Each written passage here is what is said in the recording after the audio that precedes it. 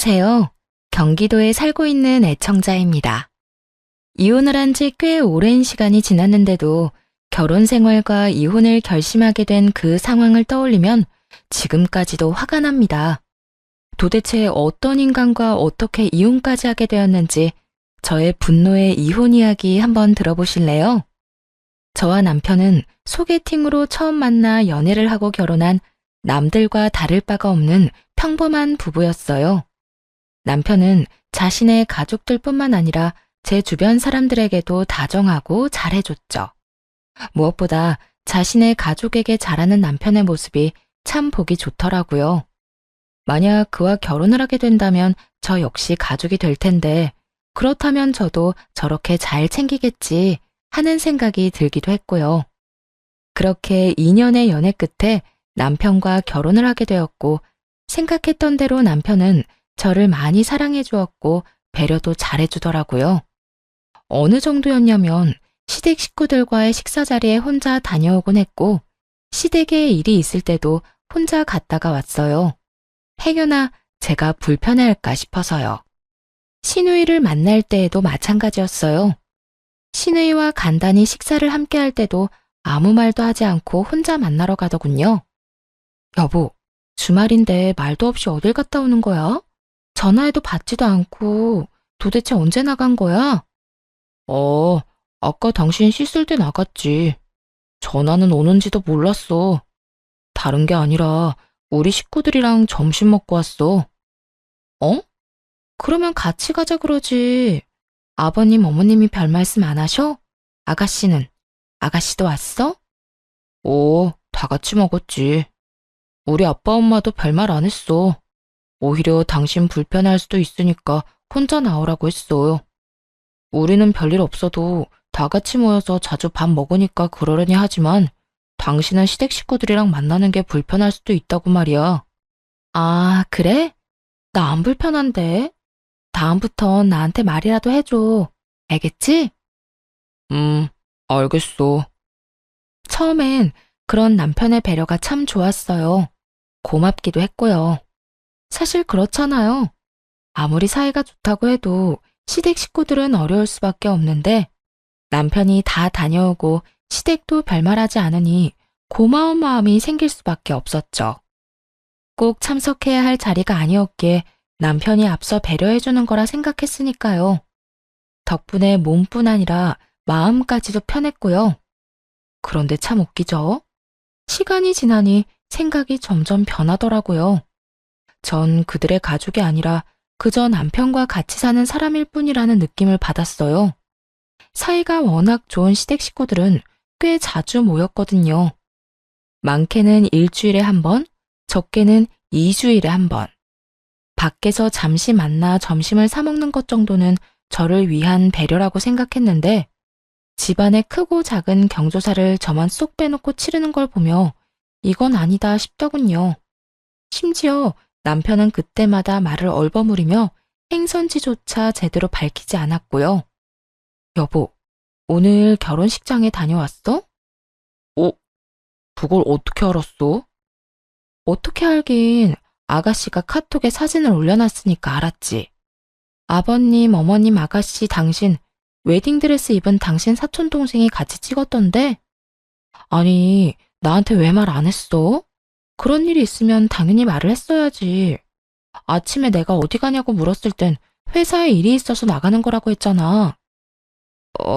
그게 말하려고 했는데 당신 피곤해 보이길래 그냥 나만 간 거야. 아무래도 어려운 시댁 식구들이 다 모이는 자리인데 괜히 피곤한 당신 데리고 가기가 미안해서 말 꺼내기가 좀 그렇더라고. 내가? 내가 피곤해 보였다고? 나 요즘 잠도 잘 자고 밥도 잘 먹어서 보기 좋다고 말한 사람이 바로 당신이야. 그런데 내가 피곤해 보였다고? 내가 그랬었지? 미안해. 그런데 정말 당신이 그런 자리에 가서 괜히 스트레스 받을까 봐 그랬어. 그러니까 너무 기분 상하지 마. 응? 작은 어머님께도 잘 말씀드렸으니까 걱정하지 말고. 집안 어른들께서도 불편하면 이런 자리에 굳이 참석 안 해도 된다고 하셨어. 아무리 그래도 이건 좀 아닌 것 같아. 앞으로 이런 집안 행사가 있으면 나한테 먼저 말을 해줬으면 좋겠어. 갈지 안 갈지는 내가 판단할 거야. 그리고 행여 불편하더라도 나도 당신 가족인데 그런 자리에 당연히 참석해야지. 음, 알겠어. 미안해. 누군가는 팔자 좋은 배부른 소리라고 시댁 행사에 참석하지 않으면 좋을 거라 생각하는 분이 계실지 모르겠어요. 그런데 중요한 행사에까지 저를 완전히 배제하는 일이 계속되다 보니 이건 아니라는 생각이 들며 불만이 쌓이더라고요. 그리고 참석을 할지 안 할지는 저의 선택인 거잖아요. 그래서 결국 남편에게 집안 행사에 대해 꼭 미리 말해달라고 했고, 남편은 진심으로 미안해하며 앞으로는 이런 일이 없도록 하겠다고 약속을 하더군요. 하지만 그 약속은 지켜지지 않았고, 얼마 지나지 않아 또 같은 일이 일어났습니다. 그날은 평일이었어요. 저는 집에서 온라인으로 사업을 하고 있었고, 남편은 회사 생활을 하고 있었는데, 남편이 출근 준비를 하지 않고 소파에 앉아 휴대전화만 들여다보고 있더라고요. 여보, 출근 준비 안 해? 얼른 준비하고 아침 먹고 가야 할 거 아니야. 오늘 연차 냈어. 아침은 내가 알아서 먹을 테니까 신경 쓰지 말고 일해. 어? 연차? 왜? 무슨 일 있어? 어디 아파? 아니, 아무 일 없고 몸도 괜찮아. 그냥 하루 쉬기로 했어. 그러니까 난 신경 쓰지 말고 당신은 얼른 작은 방으로 출근이나 하세요. 그러고는 남편은 더는 말을 하기 싫다는 듯 저의 등을 떠밀었어요. 남편의 행동이 이상하긴 했지만 그저 피곤한가 보다 했죠. 어쩔 수 없이 집의 주 작업 공간인 작은 방으로 들어가 일하기 시작했어요. 그런데 일을 처리하다 보니 현관문이 닫히는 소리가 들리더라고요. 거실로 나가보니 남편이 온다 간다 말도 없이 사라진 거 있죠? 그래서 남편에게 전화를 걸었는데 받지도 않더라고요. 그 뒤로도 몇 번 더 전화를 걸어봤지만 계속해서 받지 않았고요. 휴대전화가 없었으니 가져간 것이 분명한데 전화를 받지 않아 걱정이 되다가도 왜 말도 없이 사라진 건지 몰라 화도 나더군요. 평소 전화 하나만큼은 잘 받던 남편이었기에 기분이 온종일 널뛰기를 했죠. 그러던 중에 날은 어두워졌고 저녁 7시가 다 되어서야 남편이 집으로 오더군요. 하루 종일 연락조차 되지 않던 사람이 웬 정장 차림으로 말이에요. 여보, 왜 전화를 안 받아? 걱정했잖아. 도대체 어딜 다녀온 거야? 오늘 할아버지 산소 다녀왔어. 매년 이맘때쯤 다녀오는데 엄마가 오늘 가는 게 어떻겠냐고 며칠 전에 그러더라고. 그래서 오늘 하루 쉬고 다녀왔지. 남편은 왜 연락을 안 받았는지에 대한 변명은 전혀 하지도 않고 무미건조하게 할아버지 산소에 다녀왔다며 소파에 앉더군요. 참 황당하기도 하고 화가 치솟아 오르기도 했어요. 남도 아니고 남편의 할아버지잖아요. 생전에 할아버님께서 남편을 너무나도 예뻐해 주셨다는 말을 많이 들었던 터라 산소에 갈 일이 있다면 꼭 데리고 가달라고 몇 번이고 말했었거든요. 그런데도 대수롭지 않게 말하는 남편의 반응에 더욱 화가 나는 상황이었죠. 거기에다 불과 며칠 전 이런 집안일이 있다면 먼저 말하겠다고 약속까지 했잖아요. 그랬던 사람이 아무런 약속도 한 적 없다는 듯 태연하게 구니 당연히 화가 나고도 남는 상황이었죠. 여보, 그런 일 있으면 나한테 말해주기로 했잖아.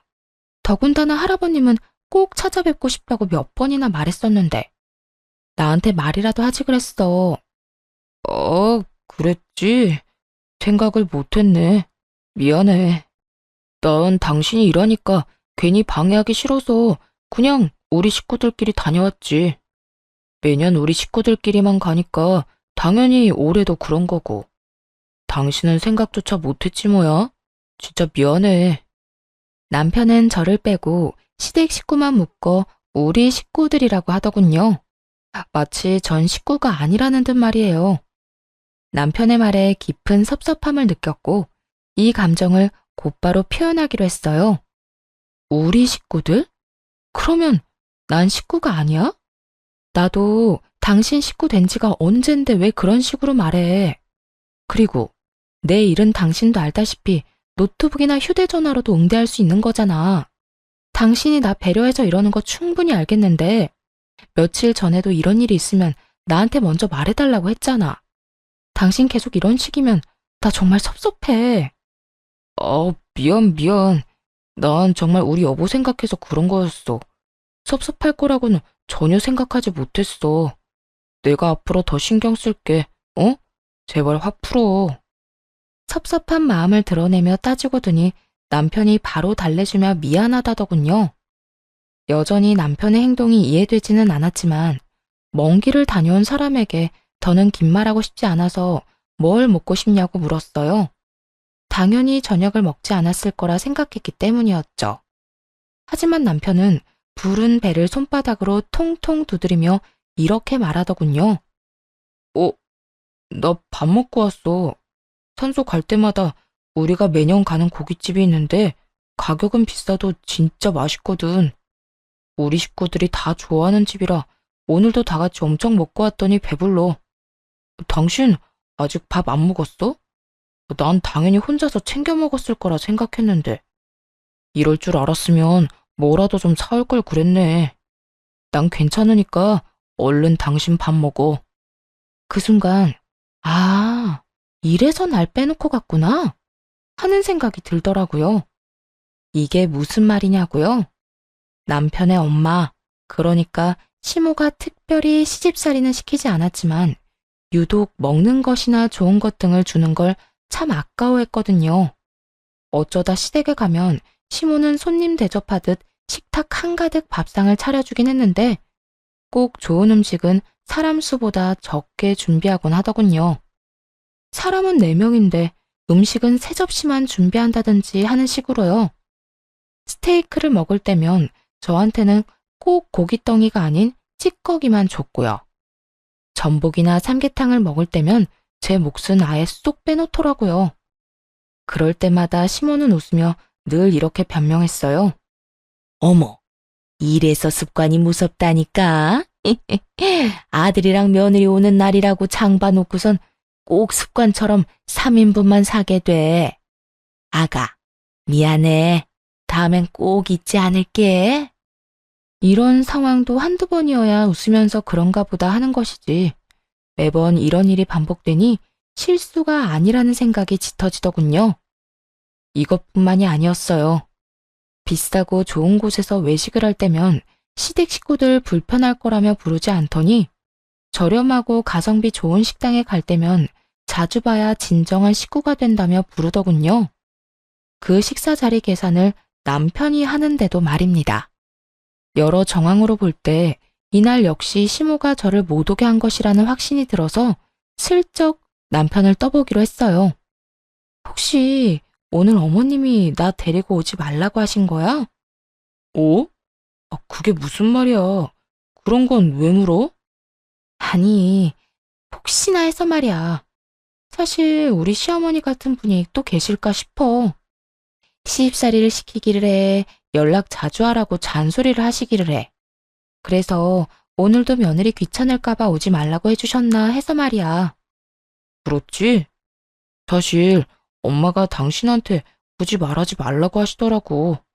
그냥 우리끼리 다녀오자며 이런 건 며느리들이 귀찮아할 수도 있다고 하셨어. 그래서 그냥 나 혼자 다녀온 거야. 그리고 아까 당신한테 전화 왔을 때도 괜히 전화 받아서 신경 쓰게 하지 말라고 하시더라니까. 내 입으로 이런 말 하긴 그렇긴 한데 정말 우리 엄마 같은 시어머니가 어딨어. 정말 당신을 며느리가 아니라 딸처럼 여긴다니까. 그래? 참, 우리 어머님 같은 분이 또 없겠네. 그렇지? 이로써 한 가지는 확실해지더군요. 예상대로 시모는 제 입에 들어가는 음식을 아까워하는 사람이라는 건 말입니다. 다 큰 어른이 먹는 것 가지고 저렇게 치사하게 굴다니 어이가 없긴 했지만 그래서 더 섭섭하고 마음이 상하는 것도 사실이었어요. 더군다나 시모의 배려 아닌 배려 때문에 서로 부딪힐 일도 극히 적었는데 이런 식으로 대할 만큼 적대심을 가진 이유를 몰라 답답한 마음이 크기도 했고요. 다만 시모의 의중을 확실하게 알게 된 그날 이후 저도 변하기로 했습니다. 더는 시댁 식구들의 일에 깊이 관여하지 않기로 마음먹었고 시모와 마찬가지로 좋은 음식이 있으면 알리지 않고 남편이랑만 먹기로 했어요. 시모와 하루에 한 번씩은 꼭 통화하는 남편이 이런 이야기를 하지 않을 리 없었죠. 어느 날부턴가 시모에게서 연락이 오더라고요. 섭섭한 마음을 숨기지 않은 채 말이에요. 아가, 어제 네 남편이랑 몸보신하고 왔다며? 그 장어집 우리도 꼭 가고 싶었는데 예약이 힘들어서 못 가고 있었거든. 네, 어머님. 저희도 꼭 가고 싶었는데 우연히 예약 성공해서 다녀왔어요. 소문대로 입에서 살살 녹더라고요. 오랜만에 몸보신 제대로 하고 왔어요. 그랬니? 맛있게 먹고 왔다면 다행이네. 그런데 아가, 그렇게 맛있는 데 갈 땐 좀 불러주지 그랬어. 우리도 몸보신이 참 필요할 때인데 말이야. 아, 그게요, 어머님. 그이한테 들어보니까 어머님이 식구들 외식할 때마다 절 일부러 빼놓으신다면서요. 혹시라도 제가 불편할까 봐요. 그래서 따로 연락해서 같이 드시자고 말씀드리기가 좀 그랬어요. 저는 전혀 불편하지 않은데 혹시라도 어머님께서 불편하실 수도 있잖아요. 그이한테 매번 그렇게 말씀하신 이유가 있으실 테고요. 뭐, 설마 밥값이 아까워서 그러셨을 리는 없고, 아무래도 저를 불편하신다는 생각이 들더라고요. 어머, 그럴 리가 있니? 아니, 아니야. 내가 널 왜 불편해하겠어? 네 말대로 밥값이 아까워서도 아니고 말이야. 난 그저 시댁 식구들하고 외식하면 네가 불편할까 봐 그랬지. 전 정말 안 불편해요. 그러니까 앞으로는 비싸고 맛있는 거 먹으러 갈 때 남편이랑 같이 좀 불러주세요. 그러면 저도 어머님도 안 불편해 하시는 걸로 알고 연락도 자주 드리고 자주 함께하는 식사 자리 마련할 테니까요. 응? 그러도록 하마. 네, 그러면 들어가세요. 통화 내내 웃으며 대응하자 시모는 그 어떤 말도 하지 않더라고요. 아니, 할 수가 없는 상황이었겠죠. 제가 화를 낸 것도 아니었고 그렇다고 시모와 싸운 것도 아니었으니까요. 어떤 말도 못한 채 그저 속만 부글부글 끓일 시모의 모습이 눈에 훤히 보였어요. 그날 이후 남편은 시모에게 무슨 말을 들었는지 시댁에 항상 절 데리고 가더군요. 하지만 시댁 방문을 함께 할 뿐 저를 대하는 시모 행동은 변하지 않았습니다. 당연히 음식으로 사람을 차별하는 짓은 여전했죠. 멍하니 차별을 당하는 것도 하루 이틀이지. 매번 그런 식으로 사람을 웃으며 차별하니 저 역시 노하우가 생기더군요. 어느 날은 복날이라며 시모가 저희를 집으로 불렀어요. 그날 역시 삼계탕을 끓였다면서 닭은 3마리만 넣어 먹음직스럽게 담아두곤 또 깜빡했다며 웃어 보이더라고요. 어머, 정말 이래서 나이 들면 가만히 있어야 한다는 말이 있는 모양이다. 어쩌지? 내가 또 닭을 3마리만 샀지 뭐야. 그릇에 담으면서 알았어. 아가, 미안하구나. 내가 잘 나눠서 네 목도 만들어 줄 테니 얼른 앉아서 먹어. 그러더니 시모는 인심 쓴다는 듯 제 그릇에 고기들을 덜기 시작했어요. 당연히 3마리의 닭 목뼈와 뻑뻑하기 짝이 없는 가슴살들만요. 그런 시모를 제지하며 정 괜찮으니 마음껏 드시라고 했죠. 그러곤 저는 좋아하진 않지만 시모가 환장하는 게장을 1인분 시켜버렸어요. 심지어 배달비까지 더 얹어서요. 어머, 그거 내가 좋아하는 집 간장게장이네. 그런데 그만큼만 시킨 거니? 네, 다들 삼계탕 드시면 되니까 딱 저 먹을 것만 시켰어요. 넌 원래 게장 안 좋아한다고 하지 않았니? 그랬는데 식구끼리 담는다는 말이 딱 맞나 봐요. 언제부턴가 어머님이 제일 좋아하시는 이 간장게장이 그렇게 맛있더라고요. 그렇지 않아도 간장게장이 너무 먹고 싶었는데 어머님께서 삼계탕을 딱 3인분만 준비하신 덕에 이렇게 시켜 먹네요. 시모는 내심 한 입 먹어보란 말을 기다리는 듯 했지만 냉큼 등딱지를 뜯어 내장을 밥에 다 비비곤 끼어들 틈도 없이 먹기 시작해버렸죠. 이런 상황에 남편과 시부는 뭘 했냐고요? 두 사람은 제가 잘 먹으니 그저 보기 좋다며 허허 웃더군요. 네, 시부와 남편은 그저 좋은 게 좋다는 마인드의 소유자였어요. 누가 봐도 신경전을 벌이는 이 상황을 보고도 그냥 그런가 보다. 정말 간장게장을 먹고 싶었나 보다 하고 생각하는 사람들이었죠. 좋은 말로 하면 묻어나고 나쁜 말로 하면 눈치라곤 눈꼽만큼도 없달까요? 그렇다 보니 이런 상황에서 기분이 상하는 사람은 시모뿐이었고 의미 없는 기싸움이 지속될수록 시모는 자신이 파놓은 함정에 빠지는 꼴이 되었죠.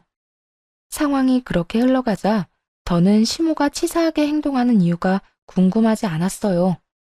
그저 이 유치찬란한 짓거리에 지고 싶지 않은 마음만이 가득했죠.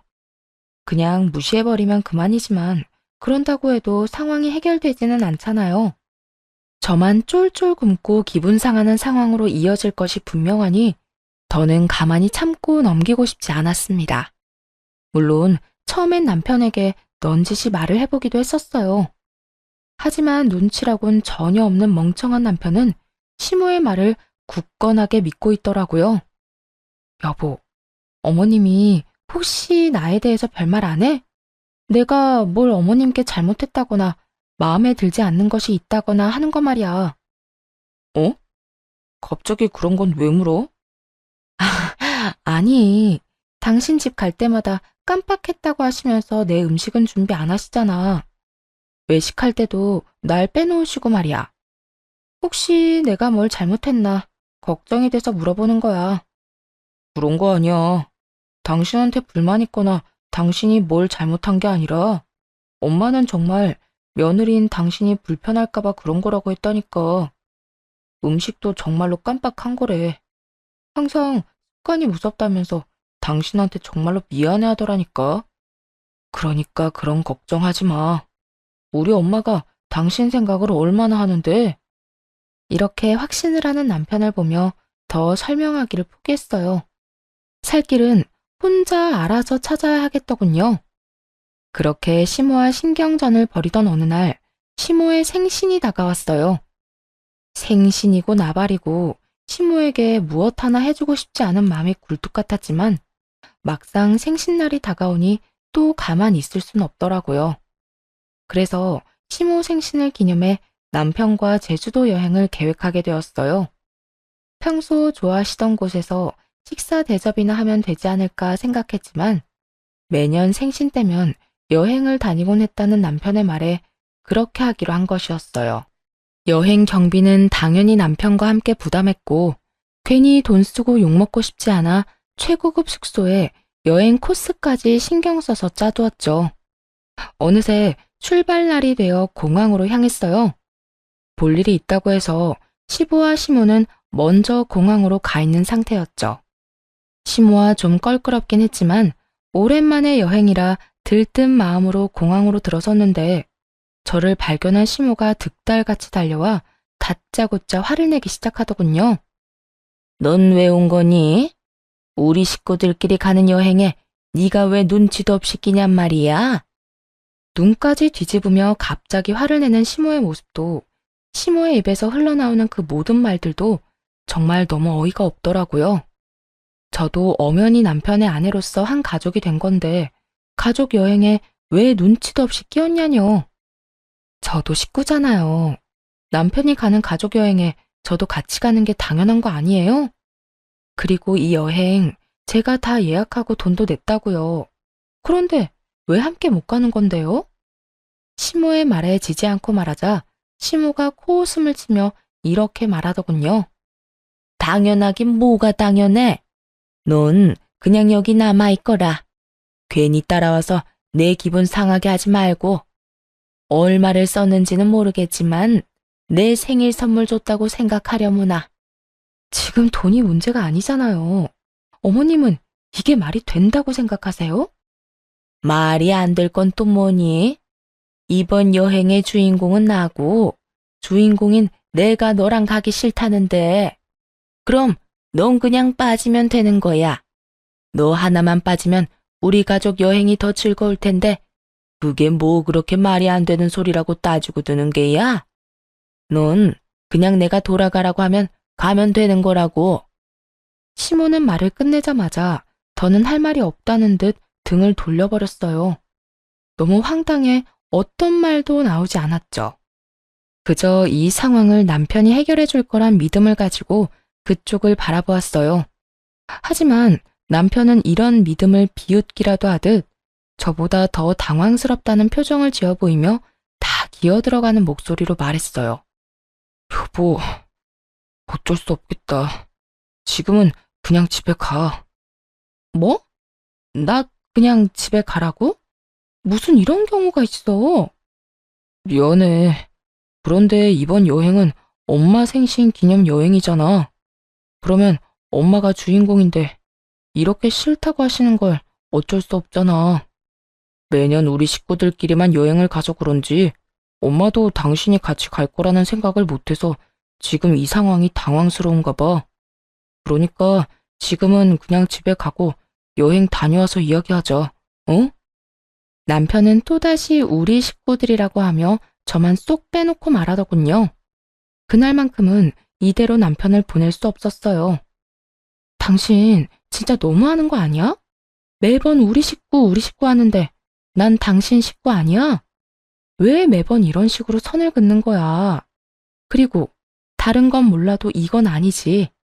이런 식으로 날 집에 혼자 돌려보내는 건 진짜 아니라고. 그러면 그냥 당신도 나랑 집에 가. 어머님이 날 싫어하신다니 여행 같이 안 갈 테니까 당신도 나랑 집에 가자고. 그럴까? 나 그래도 돼, 엄마? 남편이 이러지도 저러지도 못하고 시모를 보며 묻자 시모가 신경질적으로 저를 쏘아보곤 남편의 손을 잡아 끌더군요. 저 역시 물러서지 않고 남편을 붙잡은 채 다시 물었어요. 정말 이대로 그냥 갈 거야? 나만 남겨두고? 결국 남편은 곤란하다는 듯 제 손을 뿌리치더니 어쩔 수 없다는 말만 남기곤 시모의 손을 잡고선 멀어졌어요. 정말 비참하고 황당하더군요. 며느리를 남이라고 생각하며 좋은 일에서는 철저하게 배제하는 시모나 이런 상황에서 마누라를 버리고 엄마의 뜻에 따라 졸졸 따라가는 남편이나 또 남일 구경하듯 쳐다만 보고 있는 시부와 시누이까지도 최악이었죠. 아무것도 이해할 수가 없었어요.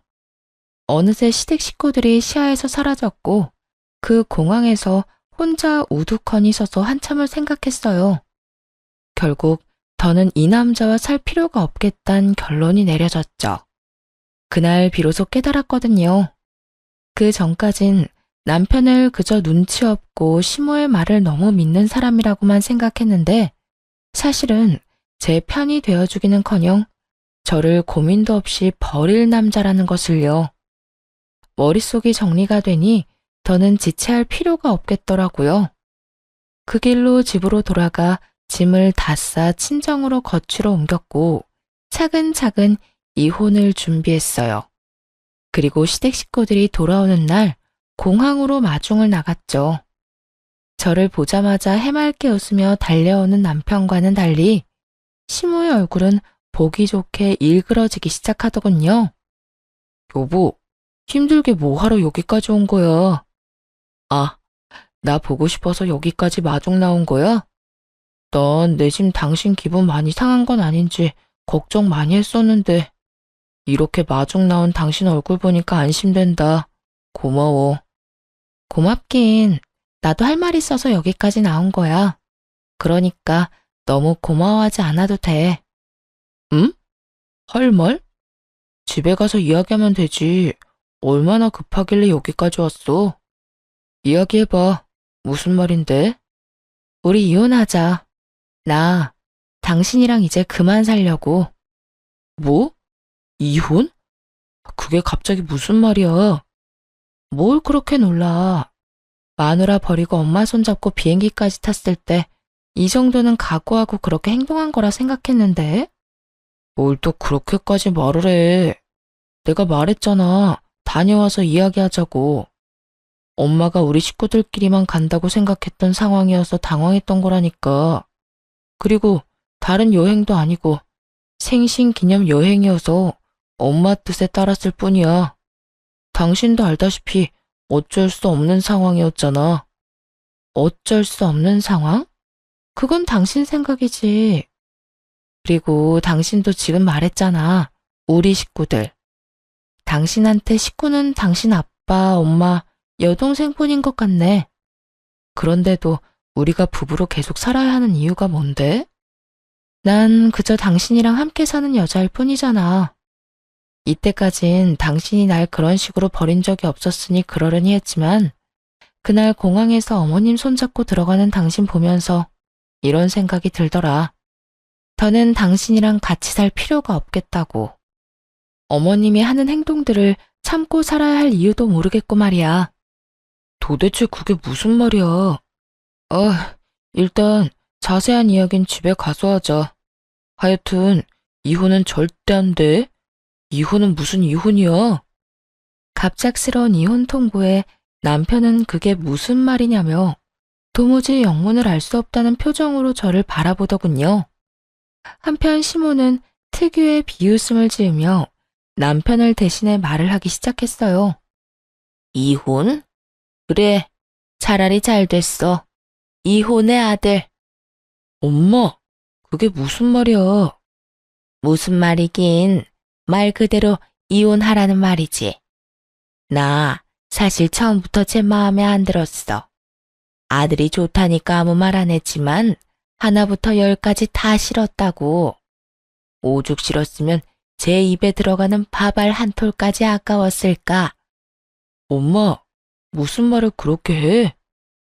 남편이 이건 아니다 싶었는지 시모의 말을 끊으려 노력했지만 시모는 아랑곳하지 않고 남편을 뿌리치고는 말을 이어나가더군요. 그동안 원인을 알 수 없어 그렇게나 궁금해하던 시모가 왜 그렇게까지 절 싫어하는지에 대한 이유가 밝혀지는 순간이었어요. 내가 오죽했으면 이러겠어? 제가 들어오면서 완벽했던 내 가정이 다 산산조각 났잖아. 그리고 제가 너랑 어울린다고 생각하니? 내 며느리로 급이 맞느냔 말이야. 우리 아들은 대한민국 사람이라면 다 아는 그런 회사에 다니는데 쟤는 맨날 방구석에서 사업한다고 자판이나 두들겨대고. 내가 뭘 보고 마음에 들어 하겠어? 쟤만 보면 원통에서 잠도 안 온다고. 들어보니 시모는 제 직업뿐만 아니라 시댁에 비해 가진 것이 없는 저의 친정까지 불만족스러웠다고 하더군요. 그렇다고 해서 친정이 찢어지게 가난한 건 아니었어요. 자가도 있었고 부모님 노후 준비도 다 되어 있으신 상태였거든요. 시모는 하나부터 열까지 마음에 안 드는 절 받아들인 것은 오로지 남편 때문이었고 결혼을 하고 나니 제 꼴이 더 보기 싫어졌다는 말까지 서슴없이 해댔어요. 거기에다 이런 말도 하더군요. 사업? 웃기지도 않아서. 사업은 아무나 하는 줄 아는가 보지? 사업한다고 방구석에 처박혀서 내 아들 돈으로 편하게 사는 건 누가 모를 줄 알아? 어디 내 아들 등골이나 빼먹는 거머리가 건방지게 뭐? 이혼? 누가 이혼하자고 하면 무서워할 줄 알아? 아들, 당장 이혼해라. 그렇게 시모가 저를 차별하고 미워했던 이유들이 밝혀지고 나니 거친 말들을 서슴없이 하는 시모에게 화도 나지 않더라고요. 아, 그랬어요. 진작 말씀하시지 그러셨어요. 그랬으면 이런 결혼은 하지도 않았을 텐데. 어찌되었든 이혼은 하기로 했고 그렇게 완벽했던 가정으로 잘난 아들 돌려보내 드릴 테니 당장 데리고 가세요. 저도 미련 없어요. 누군 미련이 있는 줄 아니? 내 아들은 알아서 할 테니 넌 내가 사준 집에서 짐부터 빼. 짐이요? 걱정도 하지 마세요. 이미 짐 다 뺐으니까 이혼이나 빨리 하게 해주세요. 이쯤 되자 상황은 빠르게 정리되어 갔어요. 대화가 마무리될 때쯤 입을 꾹 다물고 있던 남편이 시모에게 말하기 시작하더군요. 이혼만은 싫었는지 저를 가로막고 서서 하는 말이 웃기지도 않았어요. 엄마, 무슨 말을 그렇게 해? 난 이혼하기 싫다니까. 그리고 이 사람 집에서 그냥 노는 거 아니야. 온라인 사업으로 돈 꽤 벌어서 요즘 매장도 알아보고 다닌다고. 이때껏 번 수익금으로 매장 연다고 말이야. 일정하진 않지만 고정 수익도 꽤 되고 장사 잘 되는 달엔 내 월급보다도 잘 벌어. 도대체 엄마는 이 사람을 어떻게 생각하고 있었던 거야? 뭐? 그만큼이나 잘 번단 말이야? 아니, 집구석에서 뭘 하길래 돈을 그만큼이나 벌어? 아들이 뭘 잘못 알고 있는 거 아니야? 요즘 세상이 어떤 세상인데? 꼭 회사에 다니지 않아도 자기 능력만 되면 얼마든지 집에서도 돈을 벌 수 있다고. 남편이 열을 올리며 설명하자 시모가 조금 당황한 듯 하더라고요. 급하게 저의 눈치를 살피며 말까지 더듬기 시작했으니까요. 하지만 그것도 잠시 역시나 지기 싫었는지 끝까지 이혼하라고 고함을 지르더군요. 수익이고 뭐고 난 그래도 쟤 싫으니까 이혼해. 쟤도 너 싫다고 이혼하자는데 네가 뭐가 모자라서 이러는 거야? 아들, 선택해. 너 엄마야 쟤야. 네가 선택하라고. 시모의 입에서 결국 결정하라는 말이 흘러나왔습니다. 멍청하게도 그 순간 기대라는 걸 하고 있는 저 자신을 발견했어요. 확고하게 이혼을 결심하고 왔음에도 불구하고 시모 앞에서 저의 입장을 대변하는 남편을 보며 기대를 했던 것이었죠. 어쩌면 이제라도 남편이 제 편이 될 수도 있지 않을까 하는 기대를 말이에요. 그렇게 몇 시간 갔던 몇 초가 지나고 결국 남편이 결정을 내렸어요. 아니나 다를까 공항을 떠날 때와 마찬가지로 어쩔 수 없다는 눈빛을 보내더군요. 마지막 기대와 희망이 사라지니 허탈하기도 하고 조금이라도 기대했던 저 자신이 한심스러워 그저 웃음이 났어요. 그렇게 한바탕 웃고 난 후 마지막 말을 남기곤 이번엔 제가 먼저 돌아와 버렸어요. 끝까지 당신이나 당신 엄마나 참 대단하다. 그래, 이혼하자. 얼른 준비해서 하루라도 빨리 이혼할 수 있게 해. 집으로 돌아오는 차 안에서 얼마나 울었는지 몰라요. 이제는 남편과 헤어져야 해서가 아니라 겨우 이딴 취급을 받은 제가 너무 불쌍해서 말이에요. 비록 스스로 결정하고 한 결혼이지만 이런 상황이 되니 그저 한없이 초라하기만 하더라고요. 그러면서 다신 이런 꼴을 당하지 말자며 마음을 단단히 먹었어요. 그렇게 집으로 돌아와 마음을 안정시키고 있는데 남편에게서 전화가 오더라고요. 분명 짐을 다 뺐다고 말을 했는데 듣지도 않았는지 어디냐고 묻지 뭐해요. 여보, 집에 다 같이 왔는데 당신 어디야? 왜 집에 없어? 아까 내가 한 말 어디로 들은 거야? 내 짐 다 뺐다고 당신 엄마한테 말했잖아. 난 그냥 홧김에 한 말인 줄 알았지. 진짜 짐 다 싸서 나간 거였어? 정말 짐 다 싸서 나왔으니까 이혼이나 빨리 해. 이혼이라니. 내가 다 잘 설명했어. 우리 엄마가 당신에 대해서 큰 오해를 하고 있었던 것 같아. 지금은 오해 다 풀었고 엄마도 후회 많이 하고 있어. 그러니까 당신도 마음 좀 풀고 처음부터 다시 시작한다 생각하고 잘 지내보자, 응? 앞으로 더 잘할게. 정말 웃기지도 않더라고요. 불과 몇 시간 전에 시모가 했던 말이 귓가에 맴도는데 말이에요. 제 입에 들어가는 밥알 한 톨도 아까울 뿐만 아니라 저만 생각하면 원통해서 잠도 안 온다던 사람 아니었나요? 그런데 돈을 좀 잘 번다는 말을 듣고 나선 후회를 한다고 하니 속이 뻔히 보였죠. 호떡 뒤집는 것보다 쉽게 마음을 뒤집었다는 소식도 기가 막히는데 더더욱 기가 막힌 시모의 말이 수화기 너머에서 들려오기 시작했어요. 넌 걔가 그렇게 능력이 좋으면 이 엄마한테 진작 말했어야지. 물어볼 때마다 네가 집에서 사업한다고만 하니까 그냥 놀고 먹는 줄 알았잖아. 말을 아낄 때 아껴야지 쓸데없이 아껴서 상황을 이렇게 만들어? 이게 뭐야 이게? 그까짓 것한테 네가 이렇게 매달리는 건 둘째치고 이 엄마 꼴이 뭐가 되냐고. 하여튼 얼른 집에나 돌아오라고 해. 자기가 아무리 잘났다고 한들 네가 오라고 하면 금방 오지 않고 어쩌겠어? 남편을 향한 시모의 질책이 끊임없이 적나라하게 들려오더군요. 참 끝까지 속물적인 인간이다 싶었어요. 이제와 저렇게 고개 숙이는 척하면 받아줄 거라 생각하다뇨. 저기, 당신 엄마한테 좀 전해줄래? 아무리 당신이 잘났다고 한들 난 당신한테 돌아갈 생각이 전혀 없다고 말이야. 다 들려? 엄마, 조용히 좀 해. 다 들린다잖아. 여보, 당신이 이해 좀 해줘.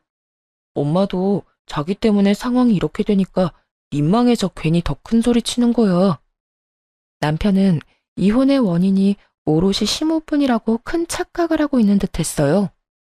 물론 시모가 말도 안 되는 차별을 하고 스트레스를 준 것도 이혼 사유 중 하나였죠.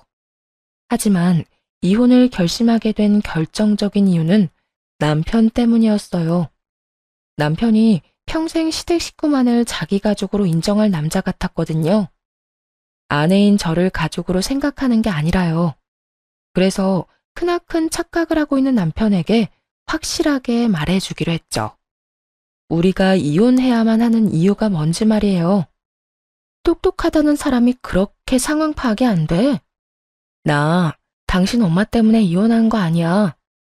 물론 이때까지 그런 식으로 행동하고 나한테 막말하는 게 이해가 되진 않아. 때로는 기분이 참 나쁘기도 했고. 그런데 당신만 똑바로 한다면 그런 건 참고 살 수 있었어. 뭐?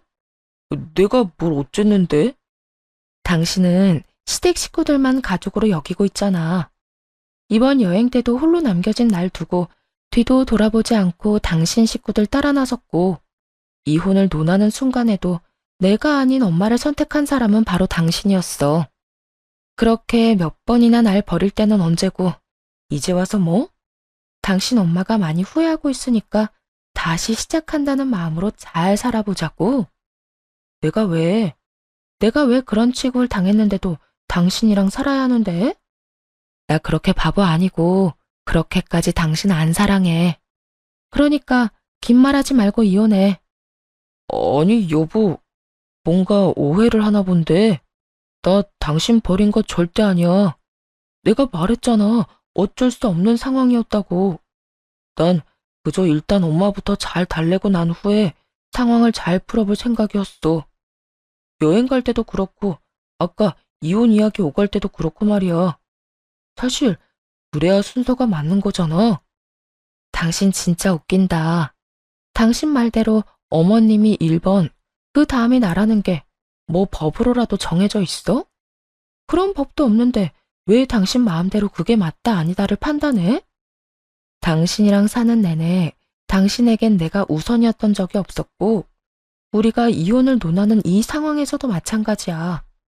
그런 당신이랑 내가 계속 살아야 해. 당신은 어떨지 몰라도 난 그럴 생각 전혀 없으니까 그냥 깨끗하게 이혼해. 당신 이렇게까지 말 안 통하는 사람이었어? 그럼 내가 그 상황에서 부모는 뒷전에 두고 당신을 따라갔어야 했다는 그 말이야? 그래, 한 번쯤은 그렇게 했어야지. 아니, 그런 척이라도 해줬어야지. 그런데 당신은 늘 고민도 없이 당신 엄마만 따랐었고, 입에 달고 사는 말인 우리 식구들에 난 항상 없었어. 당신이 나한테 말이 안 통한다고 해도 더 이상 아무런 상관도 없고 거기에 변명할 생각도 없으니까 이혼해 그냥. 남편과의 다툼이 긴 시간 동안 이어졌어요. 결국 옆에서 듣고 있던 시모가 남편의 휴대전화를 빼앗아 들었고 입에 담지도 못할 욕을 저에게 쏟아내는 것을 마지막으로 대화는 끝났습니다. 막상 그렇게 이혼을 하고 나니 생각했던 것보다 아무렇지 않더라고요. 이미 남편에 대한 마음이 식어버려서인지 아니면 기대가 사라진 후여서인지 몰라도 이혼이 확정되는 그 순간까지도 눈물 한 방울 나지 않았습니다. 그 후 얼마 지나지 않아 지인을 통해 전 남편의 재혼 소식을 들었어요. 그 소식을 마지막으로 더 이상 전 남편의 소식을 알 수는 없었고요. 그렇게 어느새 10달이 지났고 그 사이 매장을 오픈하게 되어 그 준비에 열을 올리던 어느 날이었습니다. 거짓말처럼 이혼은커녕 결혼했었다는 사실조차 잊고 살고 있었는데 갑자기 생뚱맞게 전화를 한 통 받게 되었어요. 그 전화의 발신인은 다름 아닌 전시모였고요. 전시모는 제가 전화를 받자마자 울기 시작했고 무슨 일인가 싶어 한참을 전화기를 들고 있었죠. 한동안 울던 전시모가 조금 진정이 된 듯 하소연을 하더군요. 지선아, 잘 지내니? 갑자기 연락해서 이런 꼴이나 보이고 미안하구나. 괜찮아요. 그런데 무슨 일로 전화까지 하셨어요? 그게 너무 속이 답답한데 말할 데가 없어서 너한테 연락했다. 너도 들었지? 승훈이 재혼한 거. 네, 들었어요. 이혼 서류에 찍은 도장 잉크가 마르기도 전에 재혼한다는 이야기 들리더라고요. 들어보니 집도 잘 살고 여자 직업도 좋다고 하던데. 소원대로 능력 좋은 며느리 얻으셔서 좋겠어요. 좋기는 무슨. 나도 그런 줄 알고 결혼시키려고 온갖 짓을 다 했는데 그 여우 같은 년이 글쎄 우리 아들을 뺏어갔어. 내 말이라면 뭐든 다 들어주고 우리 가족밖에 모르던 내 아들 승훈이가 그년한테 홀려서 나하고 영까지 끊어지 뭐니. 들어보니 아주 가관이더군요. 전 시모는 마음에 드는 며느리감을 구해 전 남편과 결혼을 시켰고 새로운 며느리에겐 오라가라 하며 시집살이를 시켰다고 하더군요. 마음에 안 들어서 식구로 여겨주지도 않았던 저를 대했을 때와는 다르게 말이죠. 그러면서도 여전히 아들은 자기 손바닥 위로 올려두었고요. 상황이 그렇게 되자 하루가 멀다고 며느리와 다투었고 새 며느리는 전 남편을 살살 구슬려 자신의 편으로 만들기 시작했대요. 상황이 묘하게 이전과 비슷하게 흘러가는 것을 느낀 전 남편은 2번 이혼하기는 싫었는지 이번엔 엄마를 버리고 자신의 가정을 선택했다더군요. 그래서 이런 상황이 돼버렸다고 하며 전 시모가 또 눈물을 짜내기 시작하더라고요. 어떻게 우리 승훈이가 나한테 이럴 수가 있니? 그렇게 자랑하던 잘난 아들 한 번 이혼시킨 것도 모자라 2번 이혼시키지 못해 서럽다며 우는 전 시모의 말을 듣고 있는데 참 끝까지 정신 못 차리는 인간이라는 생각이 들더라고요. 다른 사람도 아닌 전 며느리에게 연락해 이런 하소연을 할 정도니까요. 거기까지만 해도 기가 차서 할 말이 없었는데 더 가관인 말이 전 시모의 입에서 흘러나오기 시작했어요. 이럴 줄 알았으면 그냥 널 붙잡을 걸 그랬다. 내가 너랑 이혼한다고 할 때 무릎 꿇고 빌 걸 그랬어. 얼마나 후회가 되는지 몰라. 그래서 하는 말인데 너 지금이라도 우리 승훈이랑 다시 시작하면 안 되겠니? 우리 아들이 널 많이 사랑했었으니까 네가 돌아온다고 하면 다 정리하고 올 거다. 정말 대단하지 않나요? 60년이 넘는 세월 동안 도대체 어떤 생각을 가지고 살았길래 저러는지 제 상식으론 도저히 이해가 되지 않더라고요. 더는 이런 말 같지도 않은 말을 듣고 싶지도 않았고 다신 이런 연락을 할 엄두도 내지 못하게 확실히 말해야겠다는 생각이 들었어요. 그걸 말이라고 하세요? 제가 왜요? 저랑 살 때는 엄마 말이라면 뭐든지 따르고 이제는 새 와이프 말이라면 다 따르는 줏대없는 남자한테 무슨 미련이 남아서요? 이제 와서 아쉬운가 본데 버스 떠난 뒤에 손 흔들어봤자 돌아오지 않는 건 몰라요? 그렇게 아들만 치켜 세우고 며느리는 없는 사람 취급하더니 결국에는 소중했던 아들 잃은 꼴이 참 보기 좋네요. 뭐야? 너 무슨 말을 그렇게 해? 예의라는 걸 모르니? 어떻게 자식 뺏긴 어른한테 그딴 말을 할 수가 있어? 저는 남편을 뺏겼었는데 이 정도 말은 할 수 있는 거 아닐까요?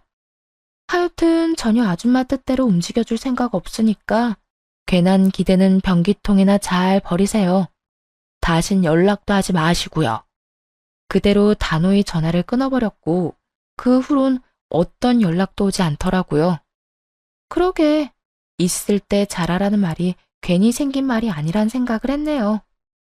이후에 다시 이혼에 대해서 잊고 사업에 더 집중하며 지냈고 요즘은 사업을 키우는 일에 매진하고 있어요. 이혼 후에 일은 더 잘 풀리기 시작했는데 좋은 거래처를 만나게 되었고 좋은 기회도 생겼어요. 덕분에 뭔가 좋은 일이 생길 것 같은 요즘이네요. 추진하고 있는 일이 어느 정도 자리 잡고 나면 저를 위한 시간을 좀 가져보려고요. 사연 들어보니 여행을 많이들 떠나시는데 저도 떠나볼까 생각하고 있어요. 이혼 때문에 인생의 실패자가 되면 어쩌나 하는 마음에 걱정을 많이 했는데 막상 하고 나니 그까짓 이혼 별거 아니더라고요. 요즘 저는 제 삶에 만족하며 너무나도 잘 지내고 있으니까요. 이로써 사연이 끝이 났네요. 긴 시간 동안 함께 해주셔서 감사합니다.